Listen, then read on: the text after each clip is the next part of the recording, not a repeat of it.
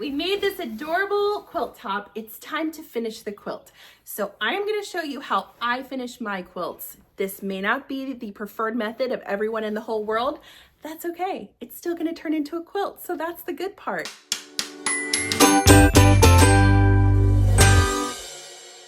This quilt measures 61 by 61. It's a perfect square. So whatever you do, whatever backing you decide to buy, whatever batting, make sure that it is at least 5 inches larger than 61 by 61. So let's shoot for 66 by 66. Pre-packaged batting works fine for this.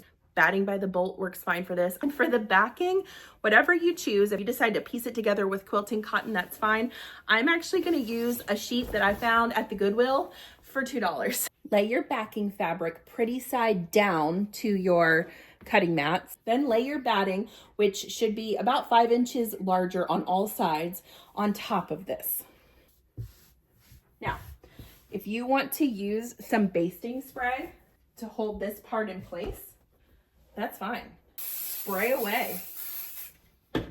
Basting spray is really helpful. Not everybody uses it, not everybody loves it, and that's okay. I personally do. I'm gonna lay my quilt top out next.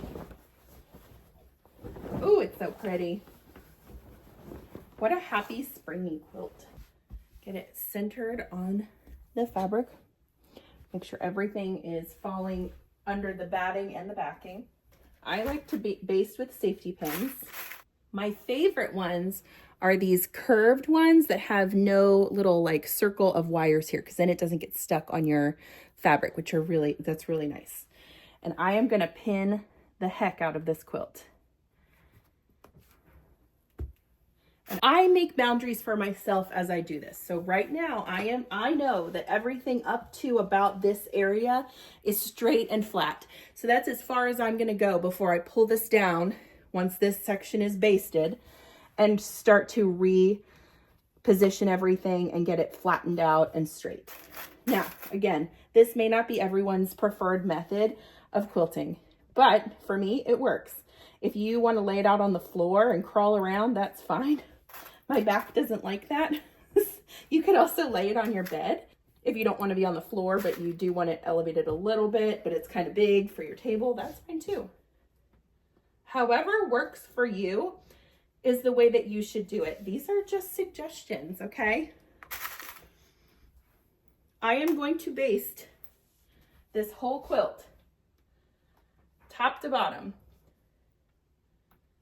with a million safety pins, and then I'll meet you back here and I'll show you what to do.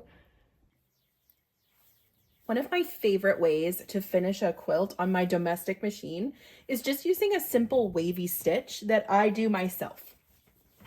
I've got my walking foot loaded and I'm wearing my quilting gloves. These are really helpful at keeping your quilt moving under your hands because they have little traction on them. I've got my stitch length to a 4mm and I have my feed dogs engaged. They are not disengaged for this, which is another reason why I like it. They're still helping you pull that fabric through. I've started at the middle of my quilt and I'm working my way out to one edge. And then once I get to that edge, I'm gonna go back to the middle and go out the other way. This helps just keep things unwrinkled and nice and straight. When I quilt like this, I like to start it a little bit off the edge, lower your presser foot and do one stitch. Lift your needle and we're gonna pull up on this thread just a bit, pull it out so you can see it. And wherever that bobbin thread is looped, I wanna pull it up through and give it a little yank. Okay, so I've got my bobbin thread up from the bottom through the fabric. I'm gonna lower my presser foot again. And the way that I like to do this is to start kind of at an angle. Make sure everything's nice and flat underneath your needle and your presser foot. And I'm going to turn my fabric with my hands. And you can do this at any rate that you want. So if you want tight little waves, you would turn it more often. If you want long rolling waves, you can turn it less often. As you get close to those safety pins, just pull them out as you go. Flatten everything out under your hands and continue on with your rolling waves. These can crisscross if you want them to. The point of this is that there's no perfection to it. There's no rhyme or reason. There's no way to mess this up. You're just making little waves with your hands. Straighten it out as you go. Pull your safety pins out. So this is sort of like free motion quilting, but we're not setting the machine up the way that we would for free motion quilting. The reason I like this is because it's completely random and it looks nice every single time. There's no measuring, which is really nice. So if you were doing straight line quilting, you'd have to be a little bit more careful about your measurements. I just try not to go more than about 4 inches apart from stitches. So once I finish this, if I look back through and see that some of them are a little too far apart, I'll go back and just sew another line through, and maybe it'll crisscross with other lines, and that is fine.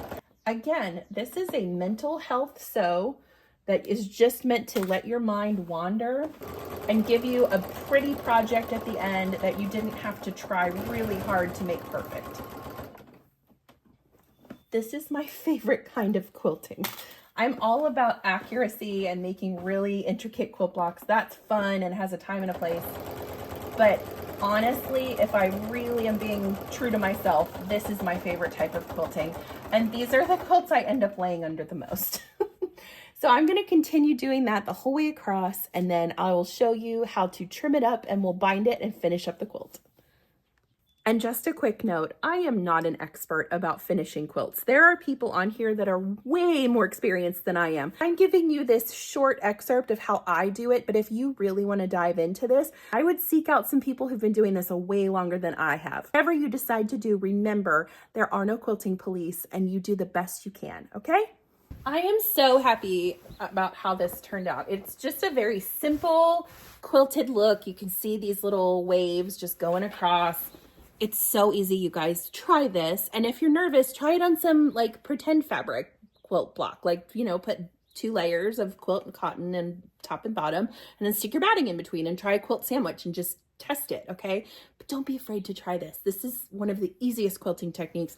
This took me maybe an hour and a half to do, and look how pretty it turned out. You can really see the sweet waves on the back.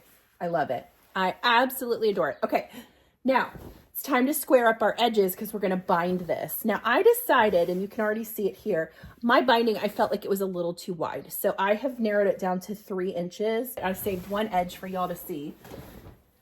Oh, this quilt feels so good. I can't wait to snuggle up under this. I am just laying my ruler 3 inches off of this edge right here, and I'm just going to trim it as far as it'll go. Nice straight cut. Okay. And then make sure there's nothing underneath, that it's not bubbling up, because then you'll cut through your quilt. I move my ruler down and simply keep moving it down and measuring that 3 inches. Watch out for your fingers on this part. Be very careful with your rotary cutter. And luckily, the size of this quilt is so manageable that it really doesn't take long to trim this down. I love the size of this quilt. It's a perfect little lap quilt. I feel like this is a good size if you wanted to throw a quilt in the car, if you ever get chilly in the car. Easy to fold it and put it away when you don't need it.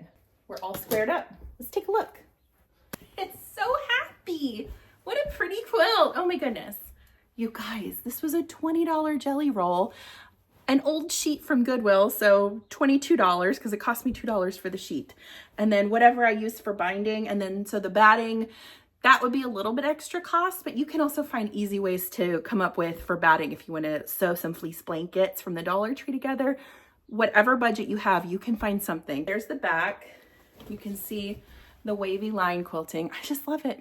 It's so precious. Let's bind this and call it a day. 62 inches, we'll round it up to 65, so we just have some leeway. 65 times 4 is 260 inches. Let me look through my stash and I'll come right back and show you what I've decided to use for the binding. You know, if it ain't broke, don't fix it. I've got this fabric hanging out. I am just gonna bind it with the same because I think it'll look so sweet on the back. So I'm gonna work down this line, 2.5 inch strips. For the binding, I like to do mine on a diagonal connect because I feel like it's a little less visible to the eye. Cut your selvages off and take one of your strips and lay it horizontally. Lay your other strip vertically. And if you need to draw a line, that's fine. We're gonna sew corner to corner here to create a diagonal seam. You can use pins if you want to, anything you need to do to make this nice and secure. I'm using my diagonal seam tape here to help me stay on track.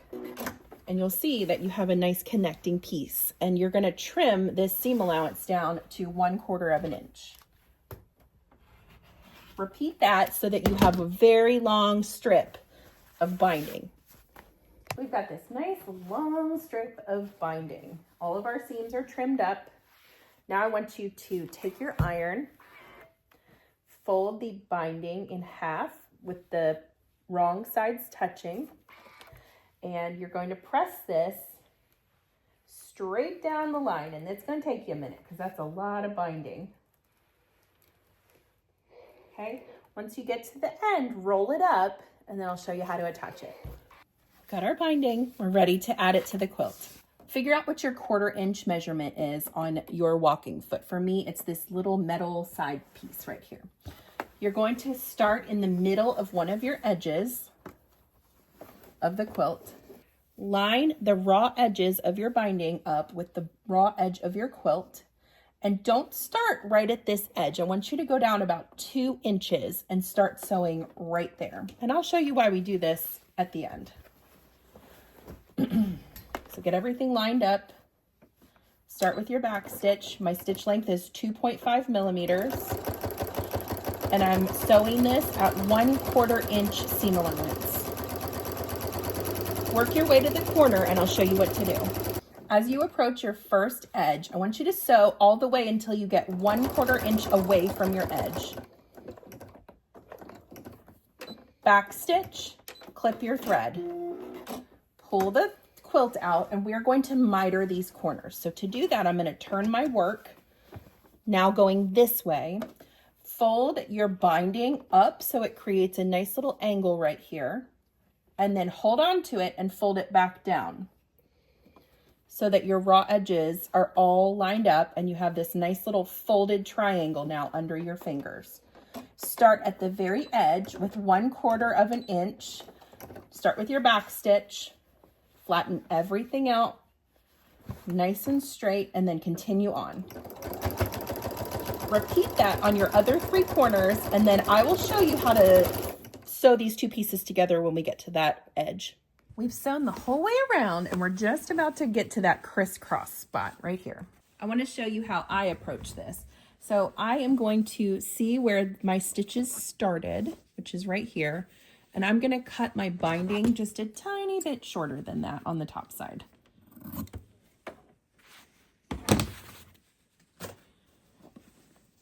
I'm going to fold down these little tails on the raw edge of the binding that I've already sewn.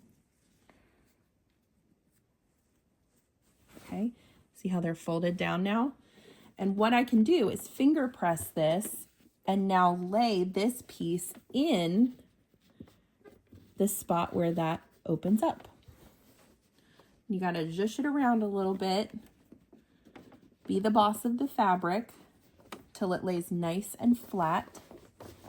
And once you have that, you can clip it or pin it and then keep sewing to finish the line nice and evenly.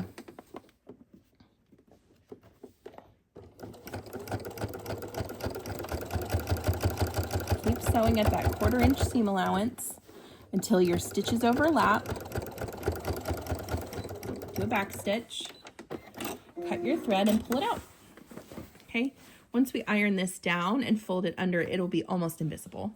Now, I am a hand stitcher when it comes to finishing quilts. I just like to have that quilt in my hands. I usually sit down at the TV at this point and get some thread and a needle and just enjoy the quilt as I stitch it. It's my favorite part of finishing a quilt. But you don't have to do that. You can sew this on your machine. If you want to fold this over and be done and just get this finished, you can do that as well.